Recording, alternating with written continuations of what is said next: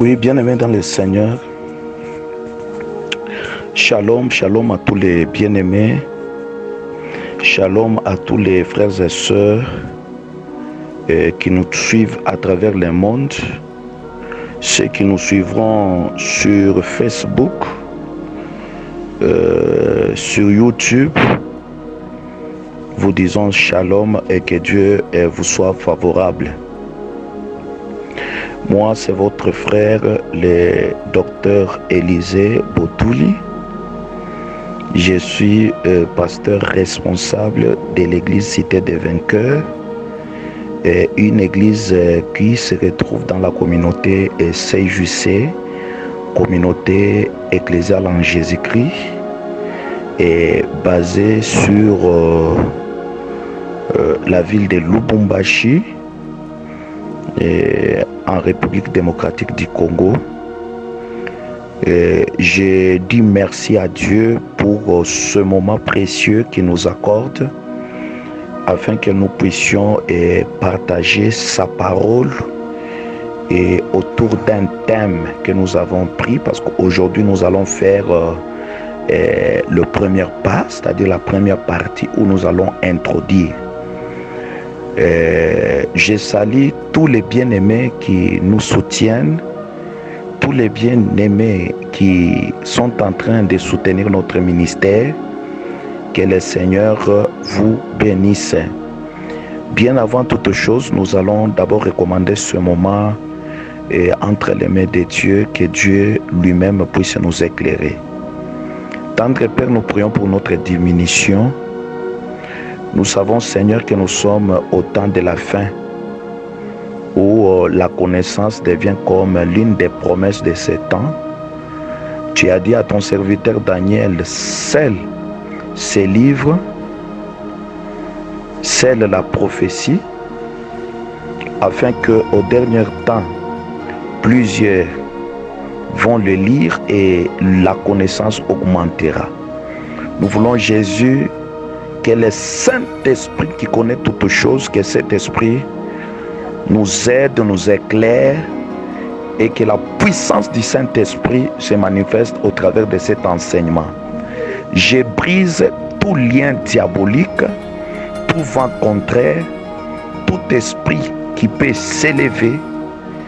Nous ramenons cet esprit à l'obéissance de ta parole. Père, nous voulons que tu éclaires ton peuple et quiconque écoutera ce message, quel que soit l'endroit, quelle que soit la ville, quels que soient les problèmes qu'il peut avoir, nous voulons, Jésus, qu'il soit éclairé par cette parole. Seigneur Père de gloire, nous voulons que tu enseignes toi-même et que tu sois toi-même le maître par excellence, parce que c'est toi le parfait professeur. Tu as dit aussi dans ta parole que pour vous qui avez reçu l'onction, vous n'avez pas besoin qu'on vous enseigne, car l'onction vous enseigne toutes choses. Cher Saint-Esprit, nous voulons que tu nous enseignes au travers de ton esprit, et que l'esprit illumine nos cœurs, que nos yeux de l'esprit soient ouverts pour contempler ta grandeur. Au nom de Jésus, nous prions, nous disons Amen. Oui, bien-aimés, aujourd'hui nous allons nous entretenir sur un thème que le Seigneur nous a mis à cœur afin que nous puissions partager avec vous. Et l'Écriture dit que c'est poussé par l'Esprit que les hommes ont parlé de la part de Dieu. C'est poussé par l'Esprit, c'est-à-dire lorsqu'il n'y a pas l'Esprit de Dieu, eh bien nous sommes incapables de parler de la part de Dieu. Et c'est l'Esprit de Dieu qui nous éclaire, et c'est l'Esprit de Dieu qui nous révèle, et c'est l'Esprit de Dieu qui nous pousse à parler.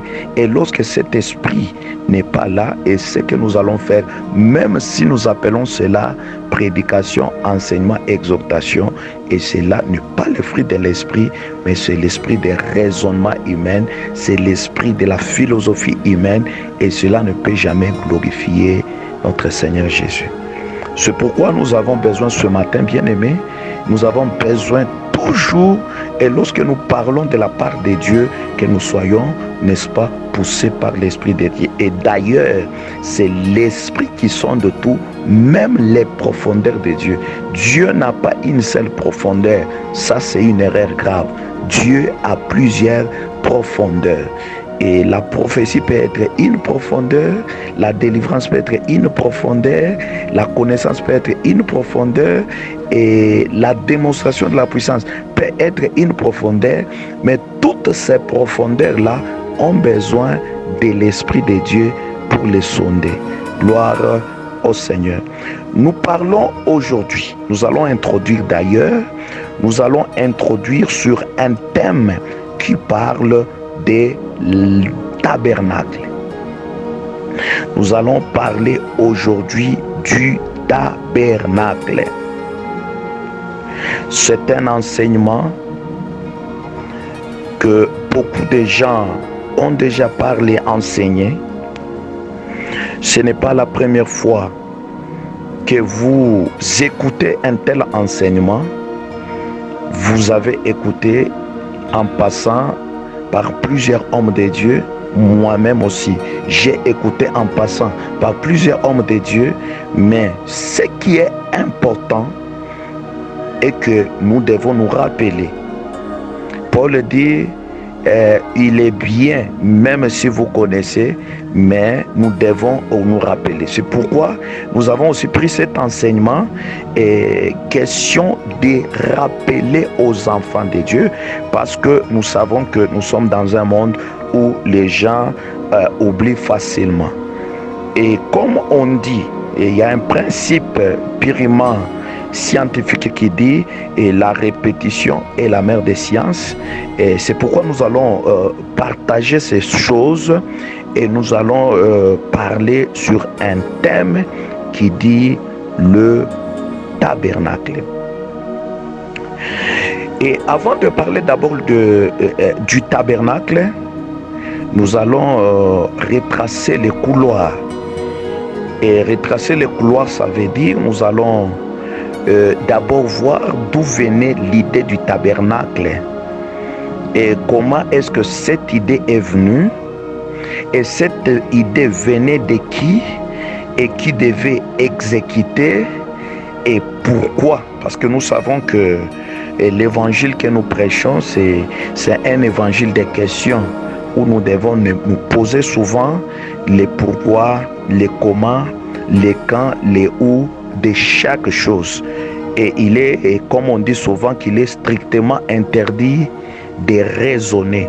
Et parce que quand nous raisonnons beaucoup avec des écritures, nous risquerons de tomber dans le piège de l'ennemi. Parce qu'il y a la pensée divine, il y a la pensée humaine. La pensée divine, c'est une pensée qui vient par l'inspiration du Saint-Esprit, mais la pensée humaine, c'est une pensée qui vient avec les raisonnements, la philosophie, la théologie et tout ce que nous pouvons voir. Mais ici, nous allons, n'est-ce pas, faire le tout de manière à ce que nous ne puissions pas trop raisonner et que le Saint-Esprit lui-même puisse nous éclairer et tous ceux qui nous suivront au travers les réseaux sociaux.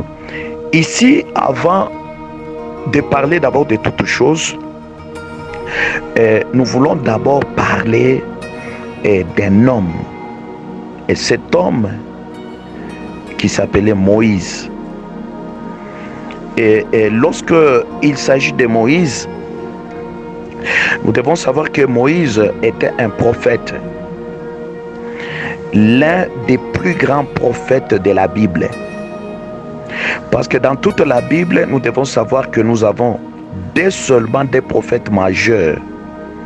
Même si la philosophie, même si la théologie moderne, dans la Bible, quand vous prenez, on a classé le prophète majeur ou les grands prophètes et les prophètes mineurs qu'on appelle les petits prophètes. Et là, ça n'a rien à faire avec Dieu, et ça, c'est un raisonnement purement théologique.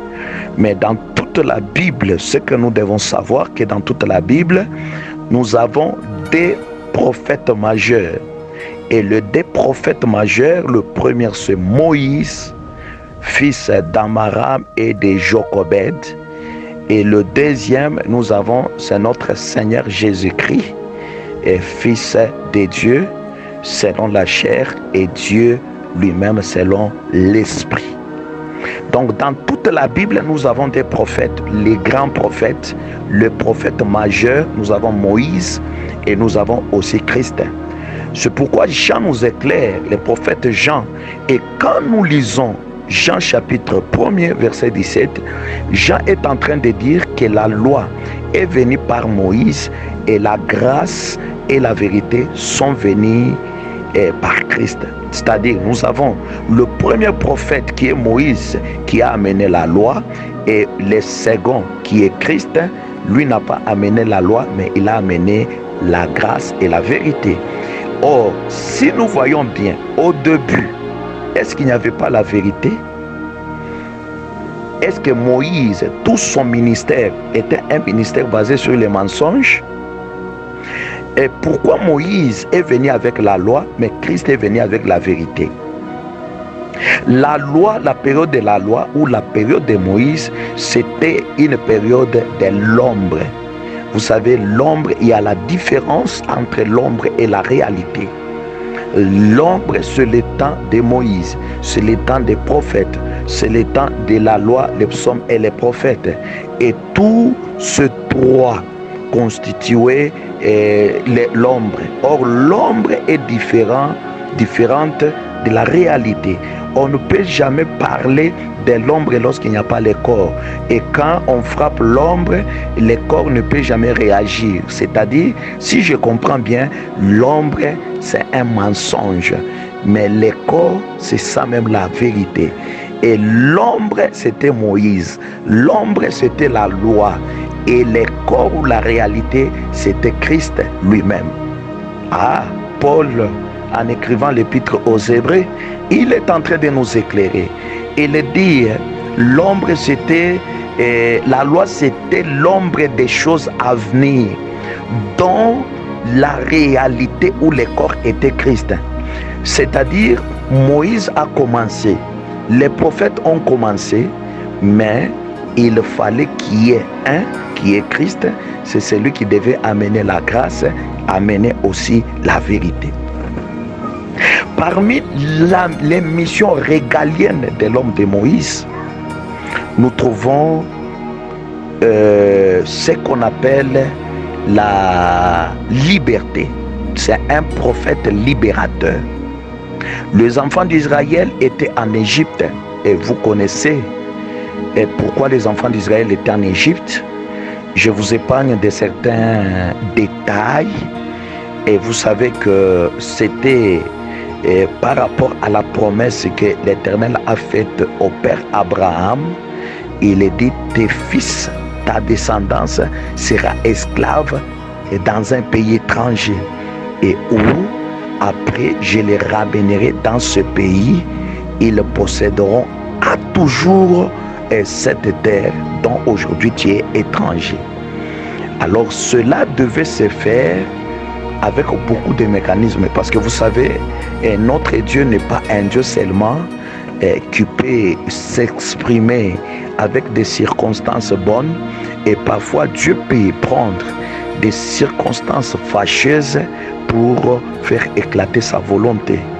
Et ne pensez pas que notre Dieu, c'est un Dieu seulement qui doit s'exprimer avec des circonstances bonnes. Dieu peut faire des circonstances mauvaises pour que dans ces circonstances mauvaises, et que sa gloire et que sa volonté puissent s'accomplir. Je ne raisonne pas, je prends l'histoire de Naomi, Ruth, Orpa, ainsi que les trois hommes. Pour que Naomi, pour que Ruth puisse arriver dans la terre de Bethléem, il fallait qu'il y ait une circonstance tout à fait fâcheuse, et c'était la mort de son mari, la mort de Marie de Orpa et la mort aussi de Marie de Ruth. Lorsque les trois devaient mourir, c'est alors que Naomi et Ruth devaient quitter la terre promise, la terre de Moab, excusez-moi, pour venir dans la terre promise. La terre promise, là j'entends Bethléem. Et là je prends les 3 hommes qui étaient morts. Là je prends, c'est la loi, les psaumes et les prophètes. Et lorsque la loi, les psaumes et les prophètes n'existent plus ou sont incapables, parce que vous allez voir qu'il y avait l'incapacité de ces 3, raison pour laquelle ils étaient morts. Il fallait qu'il y ait maintenant un homme à l'image de Boaz, qui est le type de notre Seigneur Jésus-Christ, pour venir racheter Ruth.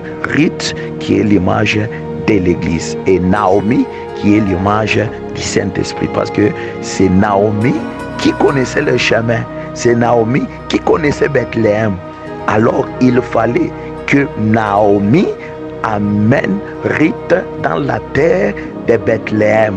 Aujourd'hui tu prends Moab comme le monde, je prends Ruth comme l'Église, je prends Naomi comme le Saint-Esprit. C'est-à-dire que c'est l'Esprit de Dieu qui nous conduira à Boaz, gloire à Dieu. Boaz qui est l'image de Christ. Lorsqu'il n'y a pas le Saint-Esprit, c'est le Saint-Esprit qui connaît les chemins, c'est le Saint-Esprit qui va nous amener à Boaz, qui est l'homme riche, qui est celui qui a le droit de rachat, qui est notre Seigneur Jésus-Christ. Ça, c'était une parenthèse, je la ferme. Et la même chose avec Abraham, avec Moïse, excusez-moi. Dieu envoie Moïse en Égypte pour aller libérer les enfants d'Israël.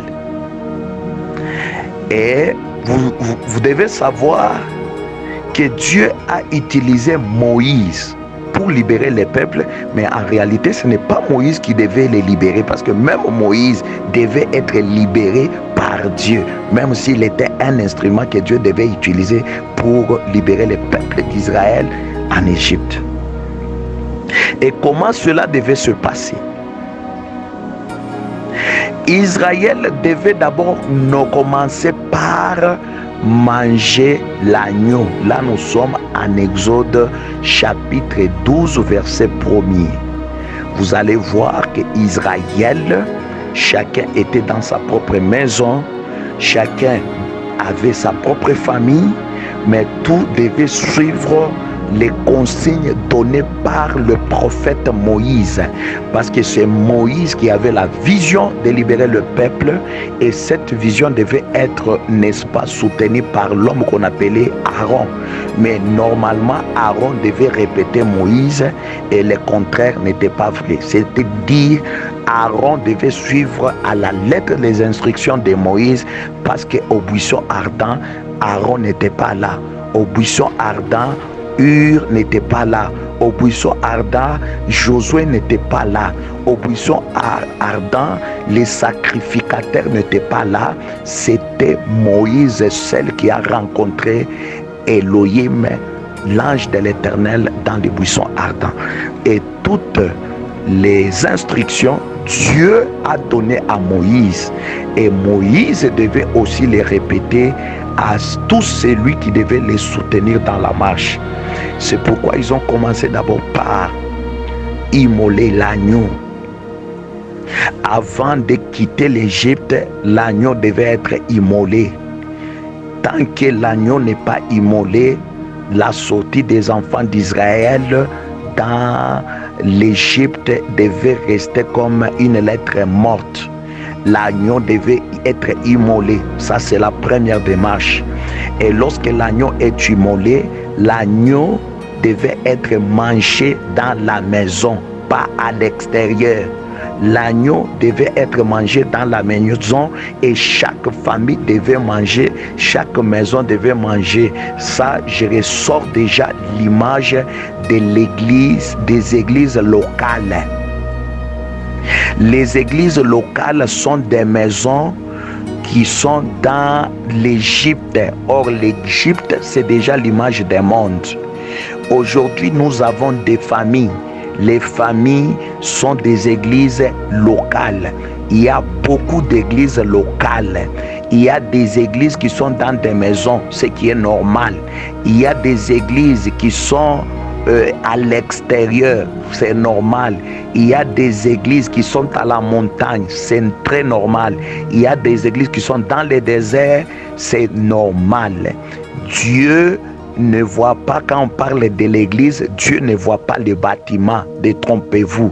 Devant Dieu, l'église, c'est là qu'il y a 2 ou 3 qui se réunissent à son nom, pas au nom d'un représentant légal, pas au nom d'un apôtre, non, pas au nom d'un prophète quelconque, mais lorsque 2 ou 3 se réunissent au nom de Jésus-Christ et Jésus est au milieu d'eux. Excusez-moi, je sais que ce que je suis en train de parler, je le parle justement dans l'exhortation. Je sais, il y en a qui peuvent, en m'écoutant, dire que là où il y a 2 ou 3, vous allez dire 2, c'est Aaron et Moïse, et 2, c'est Aaron et Moïse, je voulais dire, et 3, c'est Pierre, et Jean et Jacques, et tout ça nous connaissons. Mais ici, je suis en train d'exhorter que l'église, c'est là où il y a 2 ou 3 qui se réunissent à cause du nom de Jésus. Jésus est au milieu d'eux. Imaginez maintenant ce qui devait se passer. Ils ont mangé l'agneau qui est l'image de Christ. Aujourd'hui, nous sommes dans des maisons. Nous sommes dans des familles.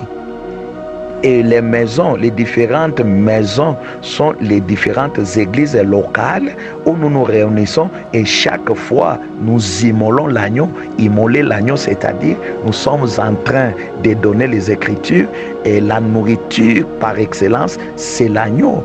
Parce que Christ dit, c'est lui qui mange ma chair et qui boit mon sang héritera le royaume des cieux. Or, manger le sang, c'est boire le sang, c'est lorsque on fait l'œuvre que nous sommes en train de faire, nous immolons. Or, celui qui immole l'agneau, c'est un sacrificateur. Et Apocalypse m'appuie, Apocalypse 1, 7, 8, la Bible dit, l'Écriture est en train de confirmer qu'il a fait de nous un royaume des sacrificateurs. Donc à chaque fois nous nous réunissons, c'est pour manger l'agneau et l'agneau doit être immolé. Gloire au Seigneur. Maintenant, il y a le temps où Moïse, le prophète, va convoquer tout Israël à un endroit qu'on appelle Ramsès. Et c'est à cet endroit-là que les gens quitteront des maisons pour se retrouver à Ramsès. Le lieu de Ramsès, c'est le lieu du départ. Ramsès, c'est le lieu de rencontre. Toutes les maisons, toutes les familles doivent se retrouver là-bas. Voyez, il y a plusieurs églises locales, mais il y a une seule église qui est le corps du Christ. Le corps du Christ, c'est déjà l'église composée de différentes familles. C'est ça Ramsès. Où Moïse nous appelle, nous nous retrouvons là-bas. Or, pour que Moïse nous appelle, il faut qu'il y ait quoi? Il faut qu'il y ait la trompette. Et lorsque la trompette sonne, nous devons nous retrouver à Ramsès. Le lieu de départ, c'est Ramsès. La marche d'Israël devait partir de Ramsès. Pourquoi Ramsès? Ramsès, c'était pour le but de récupérer les ossements de Joseph. Gloire à Dieu. Joseph a fait une promesse à ses frères. Il a dit, je sais une chose, que l'Éternel vous visitera et il vous fera sortir de ces lieux. Mais les jours où vous sortirez, n'oubliez pas mes os, donc les os de Joseph. Alors, à Ramsès, ça veut dire quoi? À Ramsès, c'était le lieu où Israël devait récupérer les os de Joseph qui était mort. Donc là, l'enlèvement ne concerne pas seulement le vivant. Les vivants qui seront transformés, c'est-à-dire ils vont quitter les maisons familiales. Et là, je typifie directement les maisons comme étant les corps. Parce que selon 2 Corinthiens chapitre 5, Paul est en train de parler des corps comme étant des tentes. En Israël, une tente, c'est une maison. Donc, les gens devaient quitter des maisons, c'est-à-dire être transformés. Et se retrouver où? Se retrouver à un endroit qu'on appelait Ramsès. C'est ça la transformation.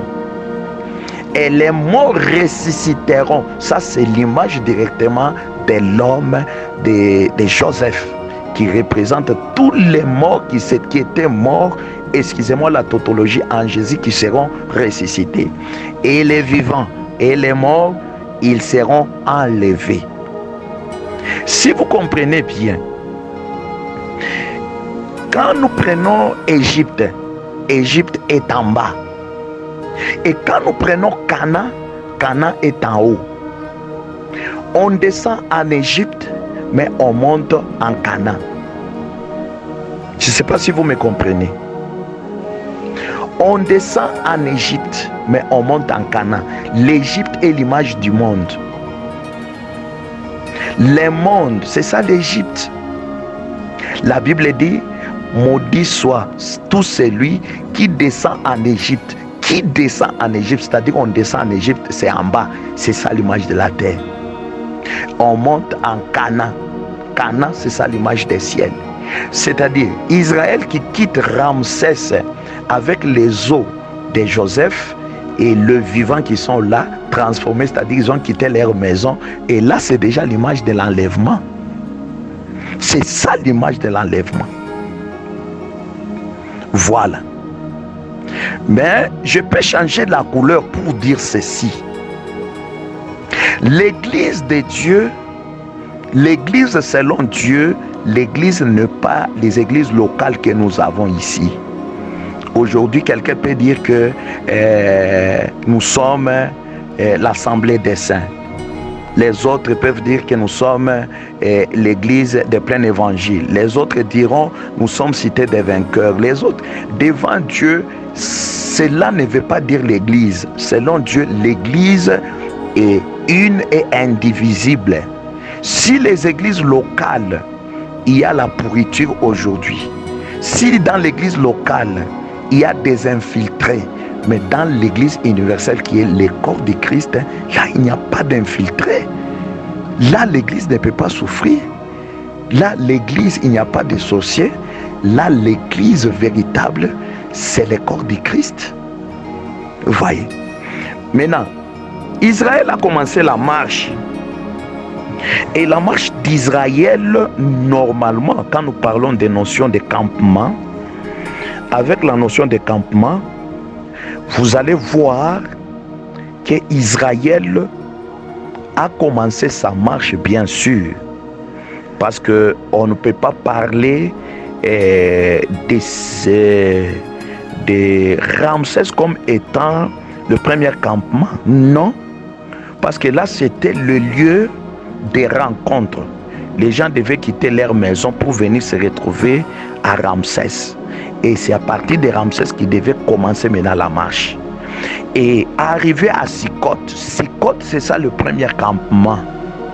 Israël a campé premièrement à un lieu qu'on appelle Sikot. Excusez-moi, je ne parle pas de campement, mais je suis en train de brosser, et parce que là, je suis en train de parler d'un thème et qui parle du tabernacle. Mais ça, je suis en train de parler et en guise d'introduction pour éclairer un peu la lanterne. Lorsqu'ils ont commencé la marche, arrivés à Sikot, ils ont campé. Et les campements, c'est quoi? Les campements, c'était des stationnements provisoires où Israël devait se reposer. Donc, un campement, c'est un repos. C'est comme quelqu'un qui fait la marche. Il va quelque part à pied. Il ne peut pas y aller sans toutefois se reposer. Israël aussi allait de campement en campement. Et leur campement, c'était un campement, nous pouvons dire le repos, mais l'Éternel devait nous enseigner, nous, au travers de la marche d'Israël. Parce que la marche d'Israël, de l'Égypte vers Canaan, c'est ça la marche de l'Église du monde vers l'éternité ou vers les ciels. Alors, Israël est arrivé à Sikot. Ils ont campé jusqu'à arriver au 10e campement qu'on appelle Rephidim.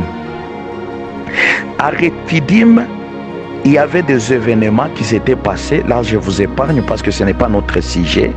Mais moi, je vais plutôt parler des 11e campement. Et le 11e campement qui est le Sinaï.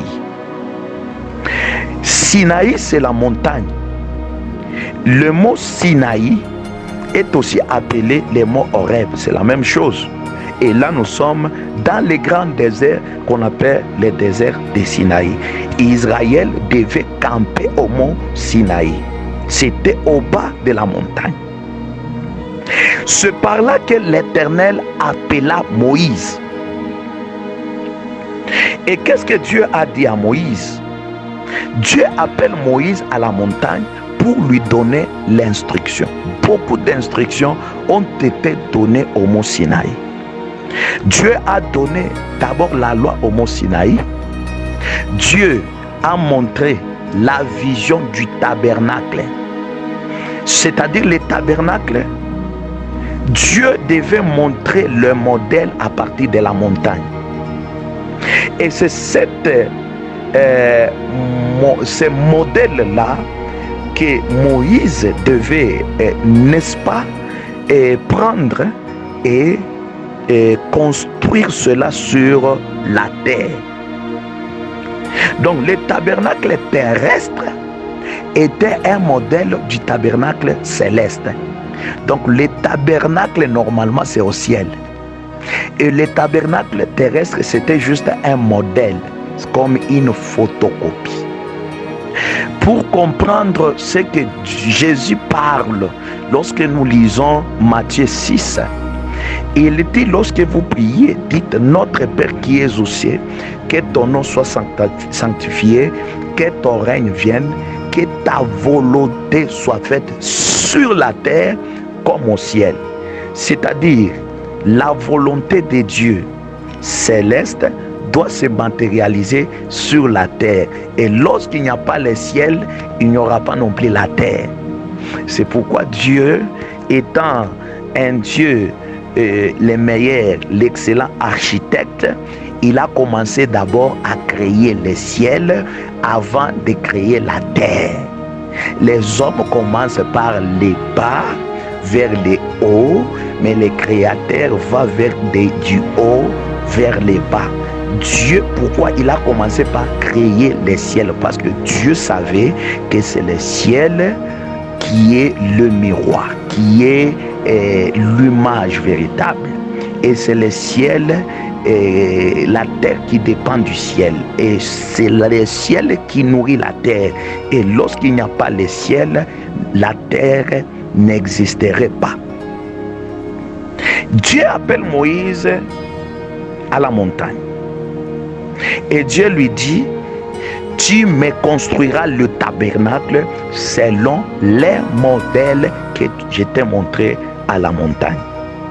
C'est-à-dire, toutes les précisions possibles quant à ce qui concerne les couleurs, les dimensions, des mesures, des longueurs, des largeurs, des dispositions, même la géographie et tout.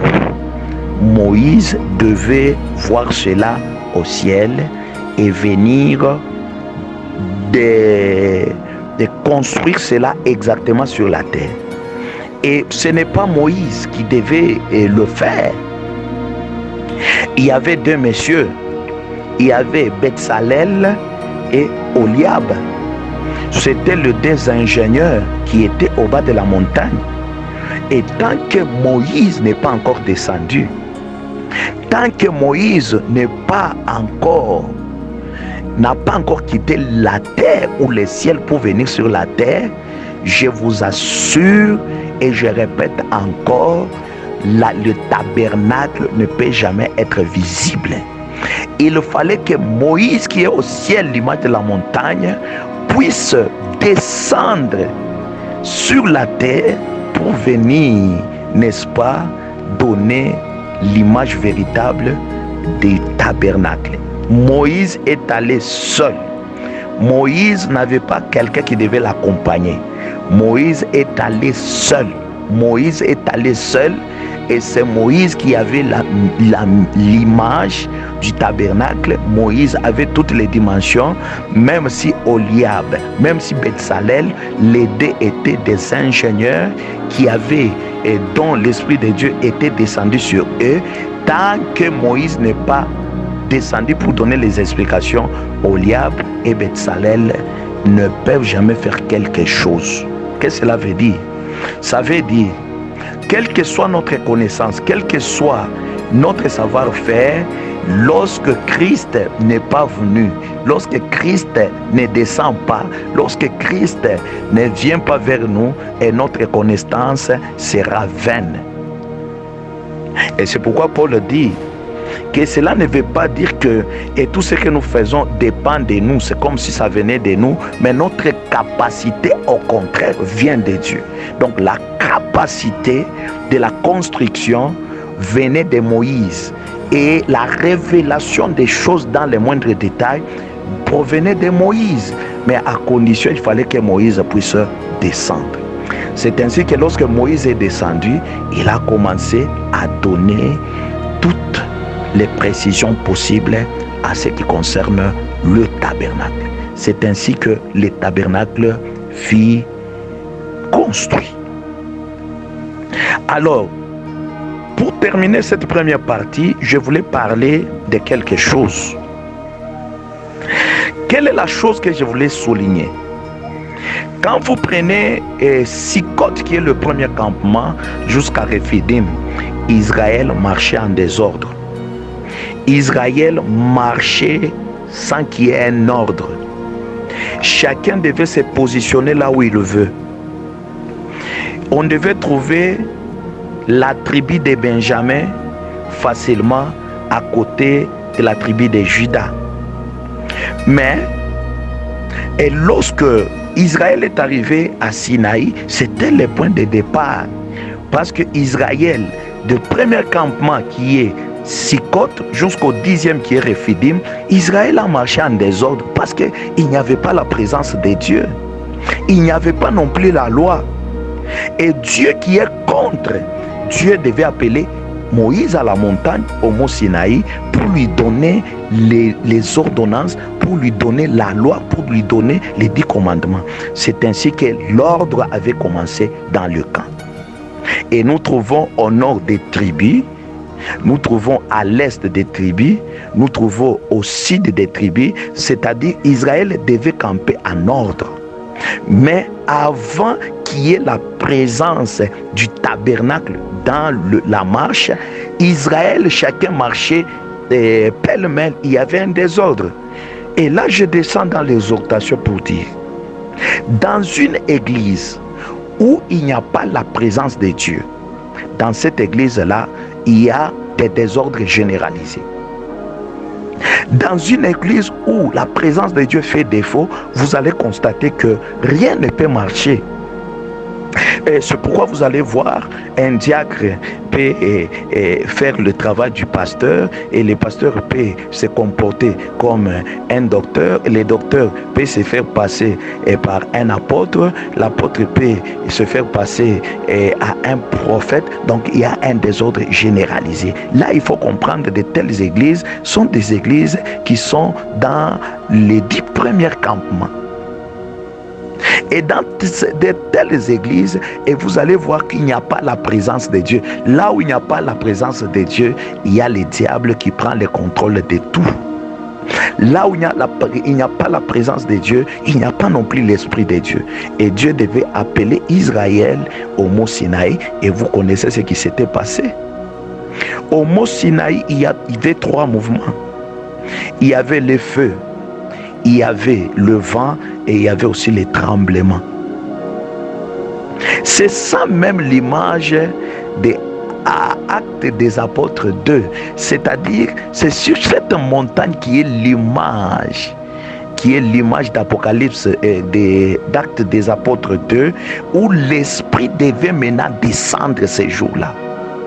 Parce que au mouvement du tabernacle, au mouvement des jours où Israël devait recevoir, n'est-ce pas, recevoir le Saint-Esprit, il y avait la présence du vent, il y avait la présence du feu, il y avait aussi la présence du tremblement de terre. Oui, bien-aimé, merci beaucoup. Et là, nous avons donné cet enseignement en guise d'introduction. Et dans la deuxième partie, nous essayerons de continuer aussi avec d'autres détails. Merci beaucoup vraiment de nous suivre. Et si vous avez des questions, il y a des détails sur notre page déjà. Vous allez trouver tous les détails, même nos coordonnées. N'hésitez pas à nous poser des questions là où il y a des zones d'ombre.